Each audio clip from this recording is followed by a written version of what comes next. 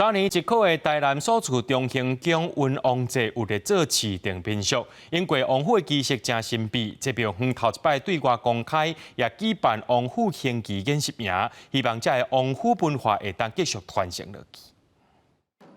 通过响起代表整个仪式正式开始，学员穿礼服、兼地落礼，当咧学习担任五子会首，甲办考人员伫咧王府内底侍王祭典的流程。庙方表示，王府是做石时千岁爷咧办公甲休困的所在，规个祭典期间有济事务爱做。 这嘛演变成一套官礼制度，现场布置王府参做就是拢共款，互学员是一体验侍王仪式，无论是贡品的正体，也是放牌形式，完全照顾你。在那个过程当中，其实当你赋予这个角色的时候，你会特别的严谨。地方人士很珍惜他们的传统，而且也很慎重其事的在执行，这个在都让人觉得很感动。因为若正式做就，王府干那祭祀人员会使入去，外人禁止挖金，这嘛增添祭典的神秘色彩。这是庙方头一摆对外公开办王府行仪演习营。3年一考的台南安定所处中兴宫王文祭，奉嚟做是市定民俗。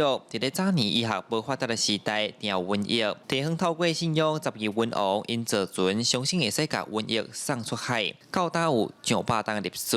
千岁爷的纸红啊，有8个房科的编制啊，就是因为讲，真8个人吼有较局限啦，吼，咱来讲莫讲伊，咱真8个人会使学尔，吼，咱来开放互更较侪学员来学习。南部真侪间庙拢有邀请代天顺守的传统文化，只是各地头拢有家己的风俗。这摆演习营甲学术知识结合实物操作，学员讲学到真侪。庙方表示，这嘛为明年做招先做准备。记者的新闻台南采访报道。